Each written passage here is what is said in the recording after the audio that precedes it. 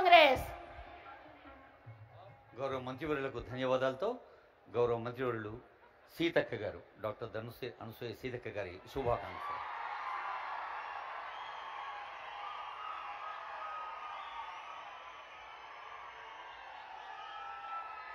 జోహార్ ఇందిరమ్మ, జోహార్ ఇందిరమ్మ. ఈరోజు మహిళలందరికీ కూడా స్ఫూర్తిదాయకమైనటువంటి జీవితాన్ని, ఆదర్శాన్ని, అమ్మ పాలనను అందించినటువంటి ఐరన్ లేడీ ఆఫ్ ఇండియా మన ఇందిరాగాంధీ గారి యొక్క జన్మదినాన్ని పురస్కరించుకొని ఈరోజు మహిళా శక్తితో మీటింగ్ ఏర్పాటు చేసి ఇక్కడికి విచ్చేసినటువంటి గౌరవ మనందరి అభిమాన నాయకుడు సీఎం రేవంత్ రెడ్డి గారికి, డిప్యూటీ సీఎం మరి ఎప్పుడు కూడా ఆడపడుచులు అడగగానే నిధులు అందజేస్తున్నందుకు వారికి కూడా ప్రత్యేక ధన్యవాదాలు తెలియజేస్తా ఉన్నాను. వేదిక మీద, ఎందుకంటే టైం తక్కువ ఉంది కాబట్టి, వేదిక మీద ఉన్నటువంటి మా సహచార మంత్రులకు, ఎంపీలకు, ఎమ్మెల్యేలకు, అధికారులకు, మరి అశేషంగా తరలి వచ్చినటువంటి మా మహిళా లోకానికి అందరికీ కూడా పేరు పేరున హృదయపూర్వక నమస్కారాలు, ధన్యవాదాలు తెలియజేస్తా ఉన్నాను. ముఖ్యంగా మన ప్రభుత్వం అంటేనే మహిళా ప్రభుత్వం, మహిళా అభివృద్ధిని కాంక్షించే ప్రభుత్వం. అందుకనే మహాలక్ష్మి పథకాన్ని గ్యారంటీలలో ప్రకటించిన వెంటనే డిసెంబర్ 7వ తారీఖు నాడు ఈ రాష్ట్ర ప్రభుత్వం ప్రమాణ స్వీకారం చేసి అధికారం చేపట్టిన వెంటనే మహిళలకు ఉచిత బస్సు పథకాన్ని తీసుకురావడం జరిగింది. అదే విధంగా మహిళలకు భారం పడకూడదనే ఉద్దేశంతో 1200 ఉన్నటువంటి గ్యాస్ సిలిండర్ ధరను 500కే ఇవ్వడం జరుగుతా ఉంది. అదే కాకుండా మరి గత ప్రభుత్వాలలో కనీసం ఒక్క బుగ్గ కూడా ఫ్రీగా ఇచ్చినటువంటి దాఖలాలు లేదు. కానీ 200 యూనిట్ల కరెంటును ఈ రోజు ప్రతి గృహానికి అందించి మహిళల మీద భారం పడకుండా చేస్తున్నటువంటి ప్రభుత్వం సీఎం రేవంత్ రెడ్డి గారి యొక్క ప్రభుత్వం. అందుకనే ఒక్కసారి ఆలోచించాల్సిన అవసరం ఉంది. మనం మార్చి 12వ తారీఖు నాడు హైదరాబాద్ లో 1,00,000 మంది మహిళలతో ఆ రోజు మనం మీటింగ్ ఏర్పాటు చేసుకోవడం జరిగింది. బతుకమ్మ అంటే ఒక్కసారే వస్తుంది, కానీ ఈ రోజు తెలంగాణలో ఉన్నటువంటి ఆడపడుచులకు ఇది 2వ బతుకమ్మగా మనం జరుపుకుంటా ఉన్నాం. ఆ రోజు మహిళలందరికీ మరి ఇన్సూరెన్స్ పెడతాం, ఏదైనా ప్రమాదంలో చనిపోతే 10 లక్షలు ఇస్తామని చెప్పడం జరిగింది సీఎం గారు.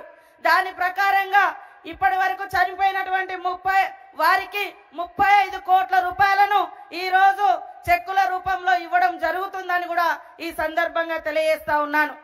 ఇవాళ అంబేద్కర్ గారి యొక్క స్ఫూర్తి మా అందరికి ఉంది, మన ప్రభుత్వానికి ఉంది.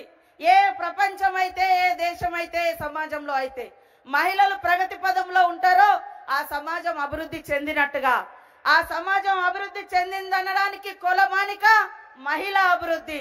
కాబట్టి దాన్ని లక్ష్యంగా పెట్టుకొని ఆ రోజు వైఎస్ఆర్ గారు మహిళల్ని లక్షాధికారులను చేయాలని పావుల వడ్డీ పథకం తీసుకురావడం జరిగింది. ఈ రోజు సీఎం రేవంత్ రెడ్డి గారు 1 కోటి మంది మహిళలను కోటీశ్వర్లను చేయాలటువంటి లక్ష్యంతో ఇవాళ మహిళలందరికీ కూడా మరి బ్యాంకు లింకేజీలతో పాటు ఎలాంటి వడ్డీ మీ మీద లేకుండా ప్రభుత్వం భరిస్తా ఉంది. ఈ రోజు మహిళలందరికీ 21,446 కోట్ల రూపాయలను బ్యాంకు లింకేజ్ ద్వారా ఎలాంటి రూపాయి భారం, వడ్డీ భారం లేకుండా ఈ రోజు మీకు చెక్కులు అందజేయడం జరుగుతా ఉంది.